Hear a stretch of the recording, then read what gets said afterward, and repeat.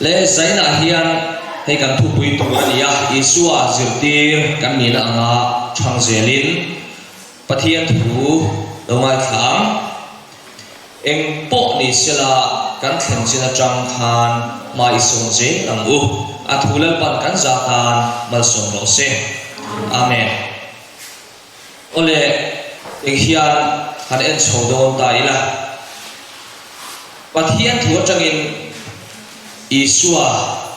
Isua thanze da tu le apoi mo sia kan zir chome ania tuna hian tin Bible te kan sia chuan Isua Krista thanlen apoi mo sia kan zira kan hubo ani azan salama to kan zir to a hian enge kan thanze na tu ra chu kan lo en chodon ani he thanze na hi Bible chia na chan angaya chu tiang selin trong trai na ania tin pathian chu bai buk na ania adom le chuan midam te ne na in kom ho na chu tiang selin rong bol na le chan chin thashil na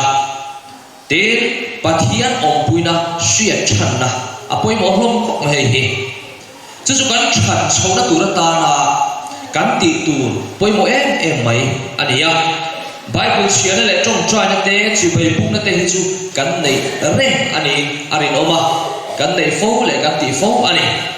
midang ne na in kom ho na he hi apoi mo khop mai thian kom te mo midang ne na pathia thu soi ho le khati la in kom ho na le kha thil poi mo em mai ania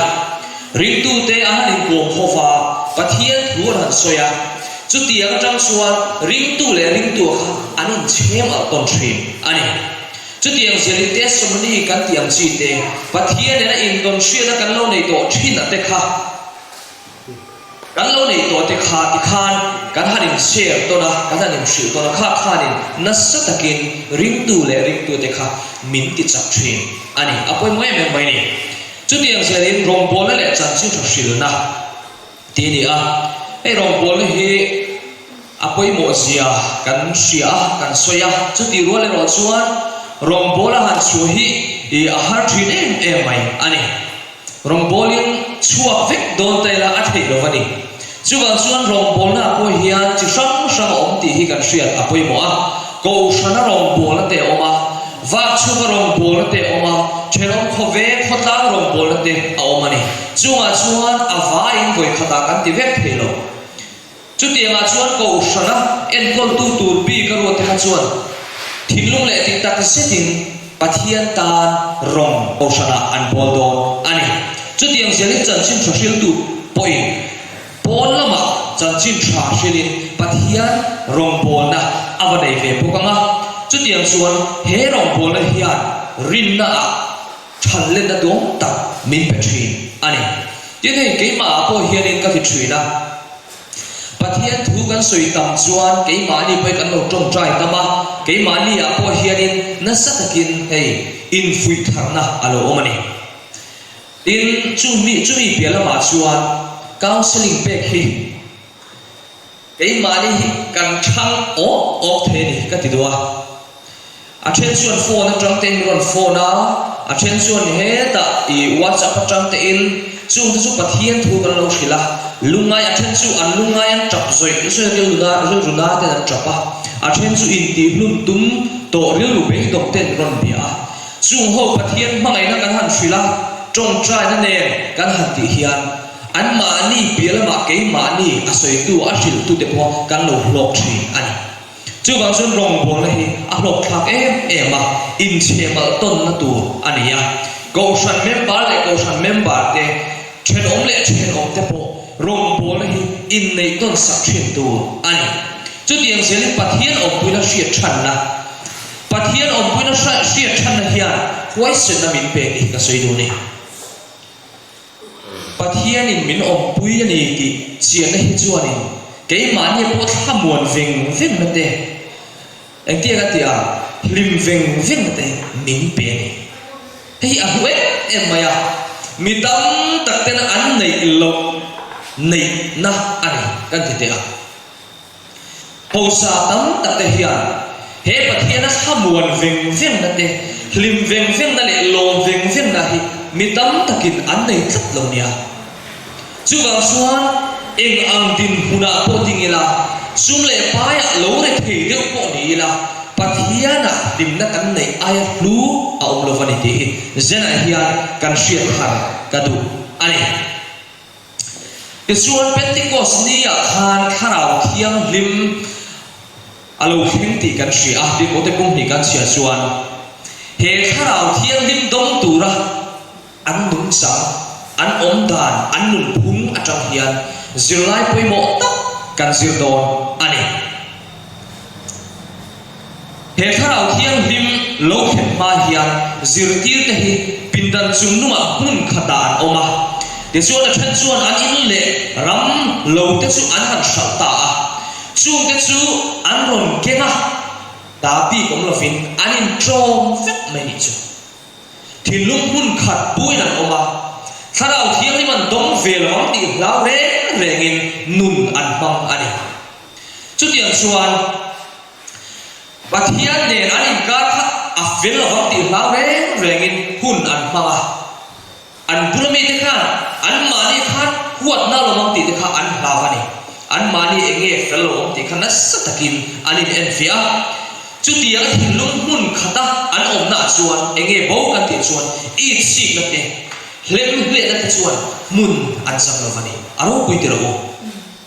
pathian ma ena chuan chung ben chu akwar khoma thilung hun khat puin lu hun khat puin an oma ti chuan tharau thiang lim thil ti thena ro pui tak an duma ni ti kan bua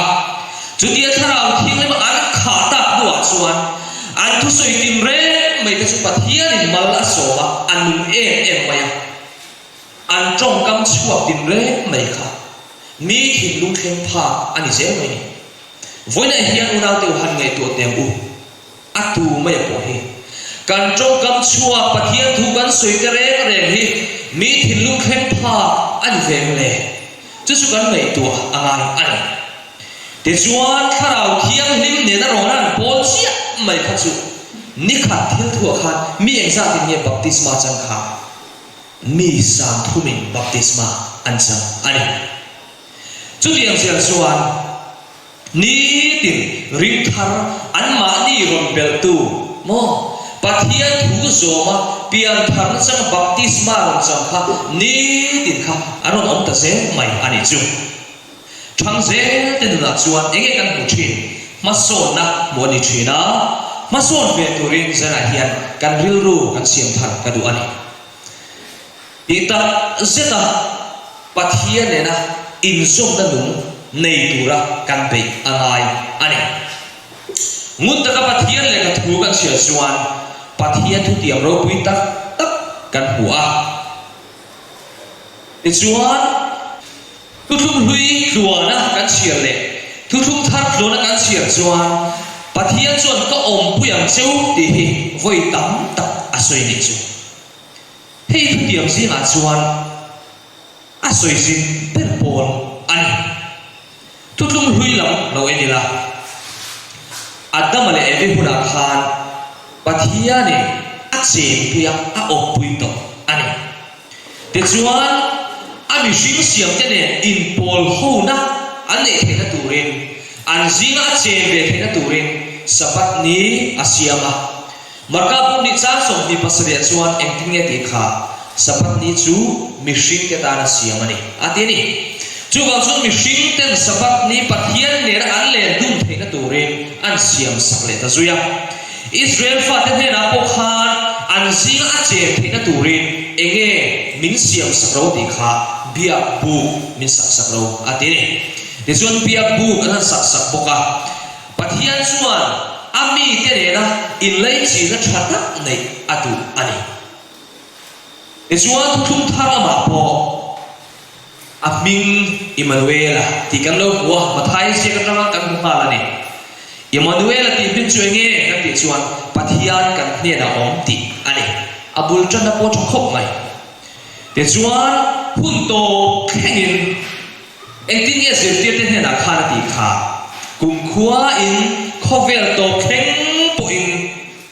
có ông bùi dễ làm cho vấn đề này ông bùi mình tiệm mình chú hun tổ phèn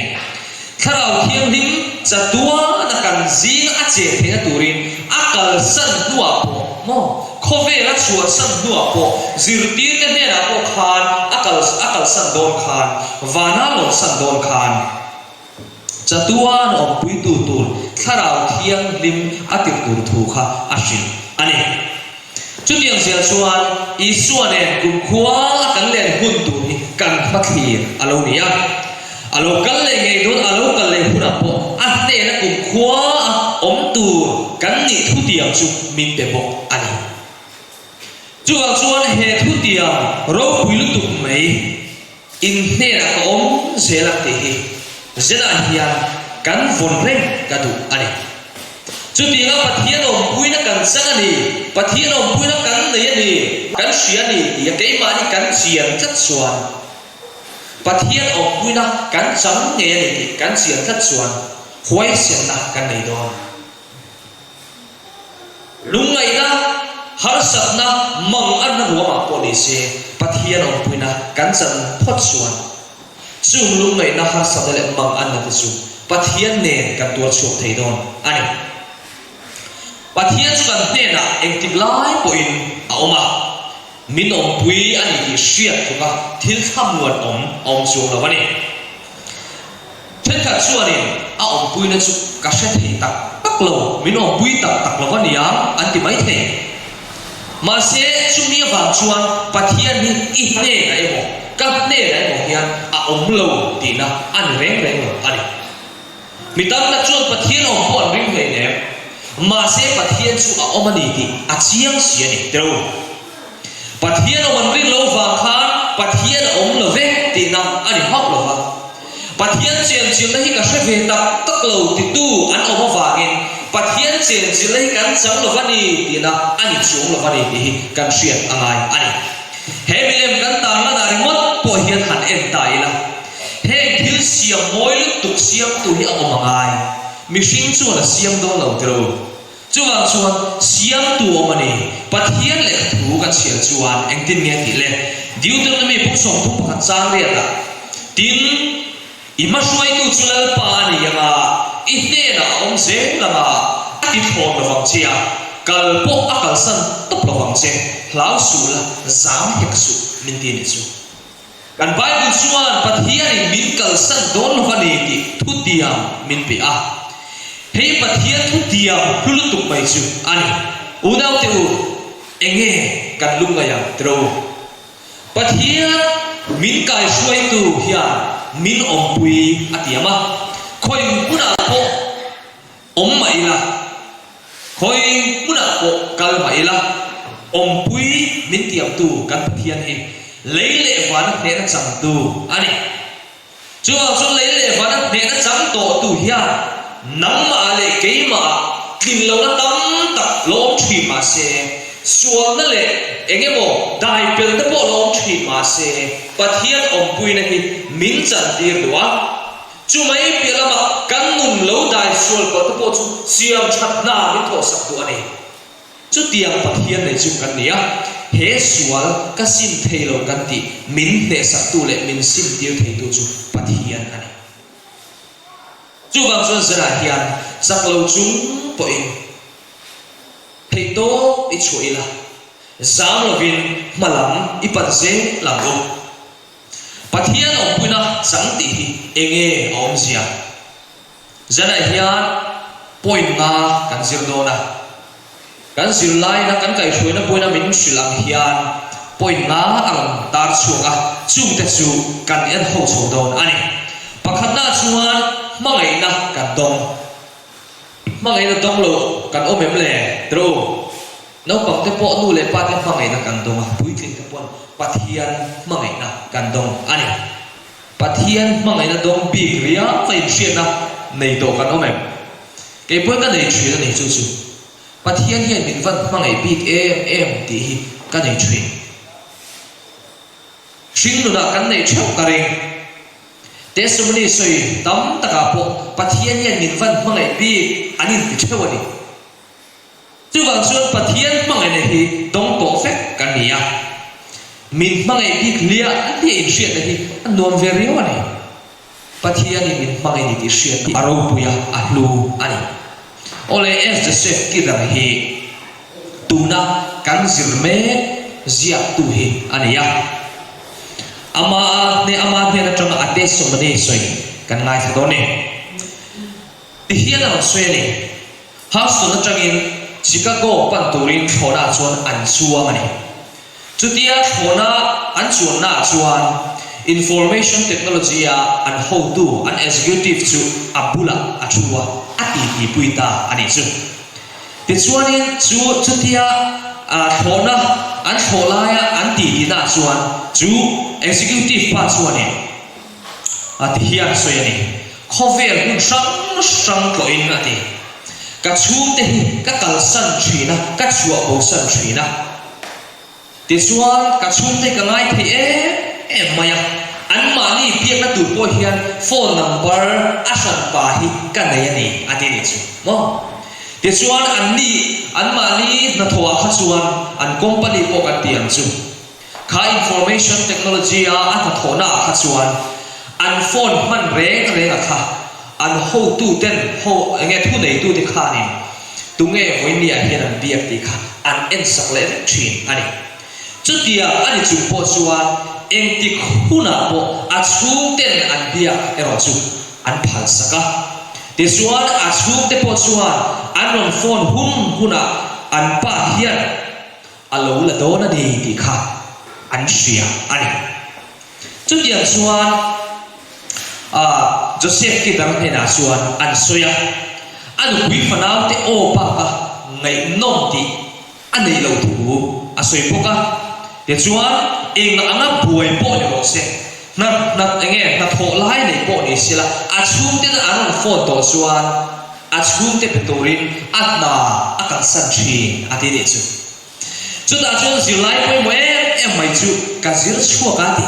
chu kan ti chuan vana kan pathian ne tlang takin kanin pe thei ti hi ni ti helai hian zilai poi mo lu tu mai kan zir theya a thu pui pana soi a chu te chuan eng tik khuna po anon phone theya an pa chuan an phone call chu ala dona ni ti hriat na an nei ni chu tiang che chuan van pathian ne na eng tik khuna po kan tong trai theya kan trong trai ne pathian in eng tik lai poin a hredona ni chian ni kan nei apoi mo tak zeta chu var po na chu kidar hian alo nei ta ani chu ti chuan sam za sumli panga chan som pre soyam hian lalpa chuan a ko tu zong te chu a nei thin ati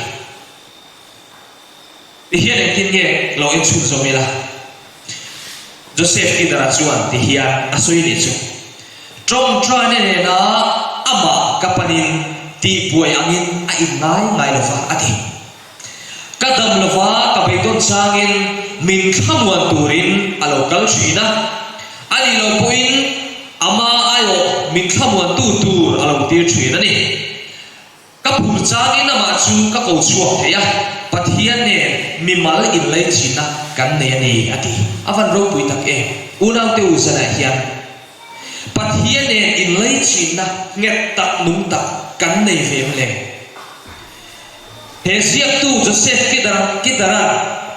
pathian ne in lai china kan nei ni atiang hian mi te ne la hin pathian ne in lai china kan nei ni kan ti ve thei do le zela hian chumi ti thei tur chuan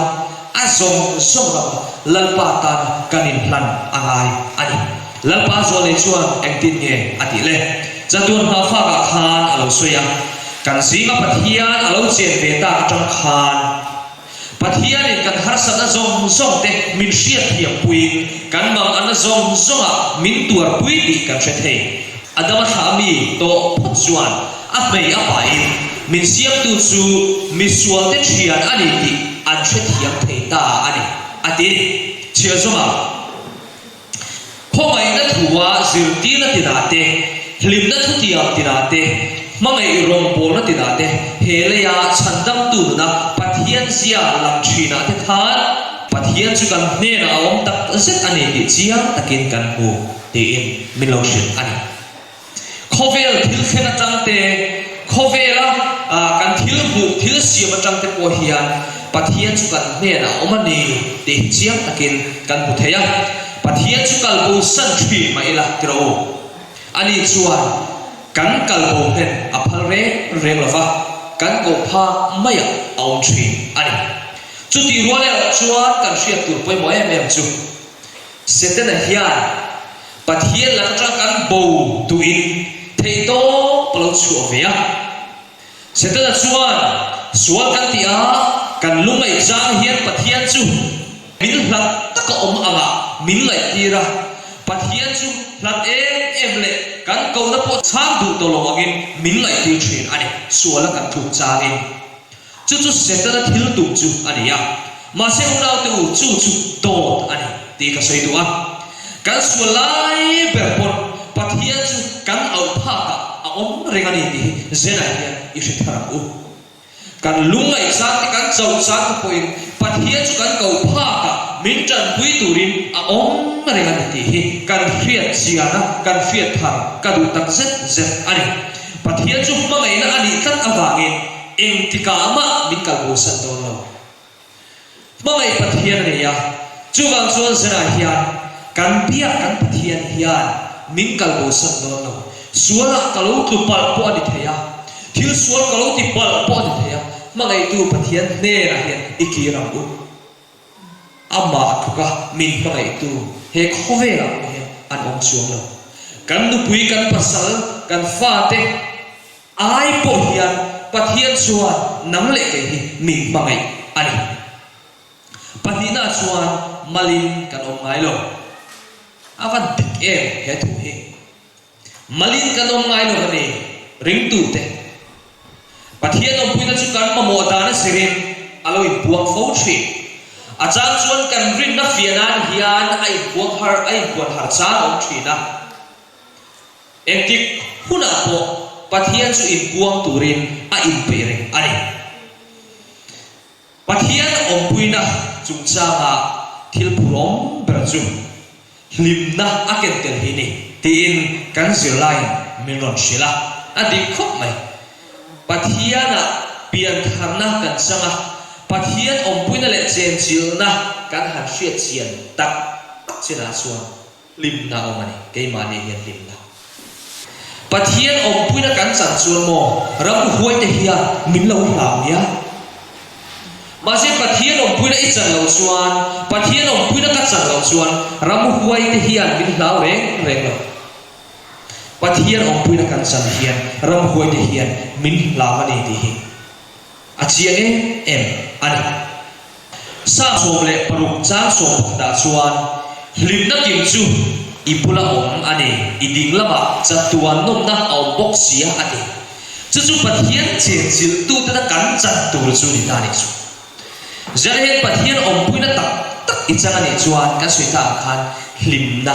himveng na nangma inei don ani ti chuan fasha ta tan chuan pa ania naw piang lim tan po nu ania kho har te tan engkim ti thei thilian ani wan poi mo tak tro dam lo te kal san om te thina lim ko roma kalme te tan ka om puya che tin pathian thu tiang chu kan bu ani chu wang chuan malin kan om ngai don lo khoi puna po mela ring tu te chu pathian ni min om pui atiam tat awangin min om pui do ti kan hria angai ani isu hera chuan him na fam kim dam na fam kim auma chu kan pan ve do lo ni chumi tur chuan chumi nei tur chuan thei to kan chho ve do lo ni tro pathuna chuan inuna pathian om puina ataka chantirin kanuna pathian om puina atak taka chang tur hian enge kan ti ngai kan ti chuan pathian in pum pe angai ni kanun pe tina hian pathian chuan in puan chuan hum rem cha azom renga thinlung taka ama azom turin nang le ke hi min tu ani dan pa maya in khom te dan pa maya trong trai mai pathian hian a chen chil thei lova thìn lung zong zong a pathian zong tu phang na thìn lung ne na trong trai a phang na la sa in khom thin te na hian pathian ai buang thin ani unang tu zana hian kan mo isu hian miron pan mat don lo ama mo tu zo kin kan pan angai ani kan au pha ka kan mu theya kan pan pha mai hian pathian chu mangai na awangin a omani kan hriat ka duwa pathian le thua chuan engtin nge a soi le Jeremia pun sok ni le pakwa cha sok ni tang ilo chiara tin bilamanga ka hne na in ron tong trayanga ka ngai khang seu tin mi zonga in thim lu zong song min zong huna chuan mi muang tin nang ma ni buin ka omanga lalpa thu chuak chuan ati nang ma ni buin ka omanga ati ni chu heta hian thil pati kan bua he ka thai nga ki ka tiem pi ka ki kan buanga thil pati kan bu chu enge kan ti chuan min lamanga ka hne na in ron tong trayanga chu chu emo ko na ani pathian ko na ani ya din min zonga pathian zong na thilung zong pathian ko na le pathian zon na hi kan nei ani chuan kan nuna ke ma ni a hian pathian in puan chuan na ro pui ta kan udon ani min ko ro ti pathian chuan hey phone a chuan signal that chuan kan du kan pe theya signal that na chena chuan tro kan du kan phone thei ani ma se signal a bo vai chuan tu ma kan phone thei lo kan pe thei lo ma se kan van pathian ro chu signal chia on ve lo khoi huna po eng ti khuna po kan ko thei aro pui lu tu chu wang chuan pathian hi kan ko fo tu ra ni kan na hi kai pum pek thina ke nge poi ka nia ka thil ti to chong ka ti vak zela ka tui zong te poi ka ti chi thina ni kan na ka in pum pek in buai takin ka dong thi tro kan hria do in pathian hi chu mi wang chuan kan lo bo san fo thri kan na kan tui lua ta wa te kan na kan in pum pek lu tu ka wangin pathian tan hun kan lo nei lo fo thri na chu tiam chuan pathian kan lo om le thri ani chu chuan in kan nu na buai na alo siam thri na chu ti na ke ma ni buai na alo thlen chuan mi tam ta chuan engen ti thin enga tinge hei ka chunga thlen pathian kan dem ta thri le chu ma se hemia hian pathian dem tur kan reng lo ani ni hi kan hria ta ngaya kan chunga buai na chu ke ma ni in siam ani pathian mai sia chu kan puang dur theya tro kan thu soida po pathian chu an dai ni a kan bul loka hian au phak thein ka soita khan kan ki thei ma se pathian nei tak turin inun kan hi kan buat se ilahi apoi mo khop mai pathian na an nei tak thei lo hian kan lo om siam ti hi a lo om tak zet ani Joseph ki dara chuanin ti hian soya mutahar sathu asoya ni mutahar sat em mazan sara hian chutia mutahar sa ti tak ala om lai chuan angai to na chuanin ama ti be tong tu thil khatiam thil lo theng to te kha aro lu zut maya angai to ha cha rang mai ni aha dam there reng lo maya ti chuan a thowa TV te chu ve na chutia TV en lai chuan one tak mai o hi a ringa ni chu chuan enge ro soi kan ti chuan min ko ro ti poi mo khop mai min ko ro ti chu a se ta tlat mai ti chuan TV chu ofin Bible chu a chia ta ai Bible chu a chia ta ti chuan Bible a chia ra a ke wa a chia chu enge kan ti chuan ti ko ta thil ti hi ani ta ani ti ko te pum ti chang so ti panga le ni ki a chia ta ni chu kama kum khua in lalpa chu ka thina kamang an lo nan ka ting lama au mani eng mai mi ti hing thei lo chu wangin ka thim lung a thima ka lei po aloma chu wangin ka ti sa po be sei takin a om po kang ti chu a chiar ta ni chu tia a chiar zo chuan thamuan na le ha dam na duom tak mai chu ka chu ma lo thin ta ni a ti ni chu chu ni em ti kan ti chuan em ti huna po khoi huna po pathian chu ko thei ani ti he ni pathian chu khoi huna po em ti huna po ko thei ani ya ka soi ta khan phone signal chia om ve lo pathian le machine in kara hian a ko du te tan chuan signal chia om thei lo om ve lo ani ka boy na chu Yesu ne na ka thena ati a om pui na chuan lim na le be se na min pe ni ati ni chu ti chuan tui takin kam hil ta ati awan poi mo tak tero pathian lim na pathian lom na be se na du om tak mai nei chu ka lu hi a om lo ani nikum me ni so pali khan kapan min borol sana ti chuan dil zola rong bola kan umlai ania dil zola tangin ai zola choka ai zola tanga kan khuwa kal le kha ngaya ti chuan dil zola ko chuan longa kal angaya ni login dar kan khak le achan ve travel kan kal angaya chumi tang chuan motorin ai zol kan kal le angaya hun rei tak kan e sian ve angai ni chu ti chuanin phone call ka dung ta ne wa ka thian te trong ten chu tia ka pa bo ra han hriat ta ka suan mak deuh mai chu ka thin lunga hian thamuan na ong tlat mai ni chu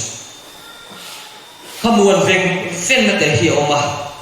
machine na chuan vil rudat na te lung len khor na chu a om te meu mai ma se ka thin lu thamuan veng na chuan chak na min pe ka te lo thei lo mani tri om tak le lungai takin chu chuan min thut tir lova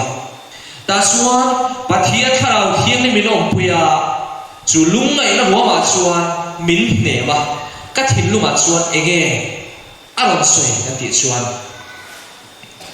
he chia to na hi kan chuma ma hian chu ko tam takin an lo tuar to a una kan chu kwa alo thin ve a tuna chuan hring nun thar pa tel lo hring nun zin kong zo turin pathianin bul min tan tir ve ta ani ti chu alo thlenga chu chuan na sak kin min nema pathian dem na kha alang lo shim chu eng wange pathian cheng chilna ka don wangani ka chan wangani chu tiang chuan pathian cheng chilna hi khoi huna ko em ki huna ko kan nei theya lungai na mang ana beidon na roma po pathian om puina thamon na hi kan nei the ani ka chung te pula po chuanin ka soi hne ke ya tu da ka soyam khan pathian chuan min om pui renga kan ni na engkim asia kan mahun tur po thlang vek tu ni chuwang chun pathian chuan kan tan thabel turin ro rel ani ti hi kan ring hel tur ani lo ka ti ni chu tiang chuan Joseph kidra po hian pathian om puina chu atakin achanga zena hian nang le ke po hian atakin kan chang thei ani chibai kan buk kan pia kan pathian hi anuma mangai pathian ania khovel en tu ania sual tia ngam tu ani chu tiang kho paro pui chu tu na hian chibai kan buk hi ani unau te u zena hian kan din angin kan kilo na angin lal iswa ikawang iswa ne ipanang thilu zong songa kan ko mari phot suan iswa krista hian min chang don ani kan pathian hian min chang don ani nasa zokin trong china kan war apoi mo tak zeta ama belela limna le be sina thang dom tak bai chu kan chang ngei don ani le pangana poi to pera chuan min zong ro ati pathian kan zong ve thine em tin nge kan zon le tro ni tin pathian chu teimat taka zong tu kan ni em tin nge kan zon pathian hi le Joseph ke dara chan sila tangin lo soi le tai la ka du pui chu ka tam tak dana chuan mu thinin ati phun phan pui da thini la ti chu te ka tam tak dana ek tik la ko in hulovin ati na ni chu kanin le chu atuani arin lovani ati ni chu ka du pui chuan ama chu ka ngai to ani ti sia sila ka du a ati chu mishing le mishing in kara po in lei chin na tha siam kan du fe ka chuan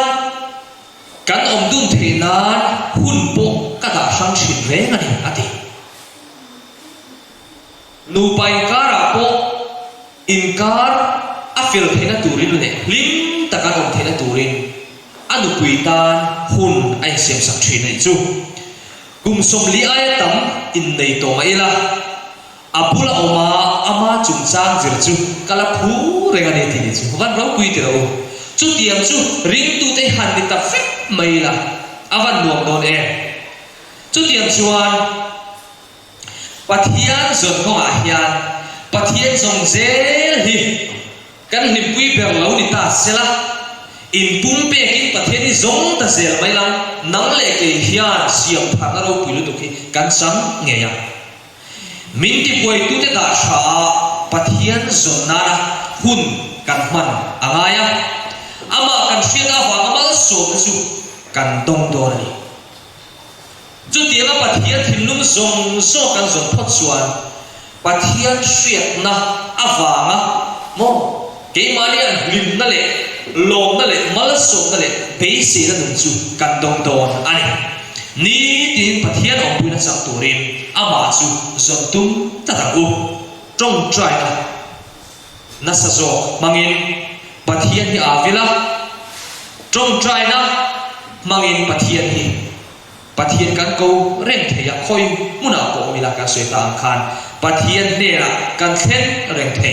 ani leuna te u zena hian kan thlen chin atanga pason tu kan nia rin na ko ma po mason tu kan nia kan thinlum pathian ne na ihlan theba bu lalpan athu kan soite kan zatan mal som lo se amen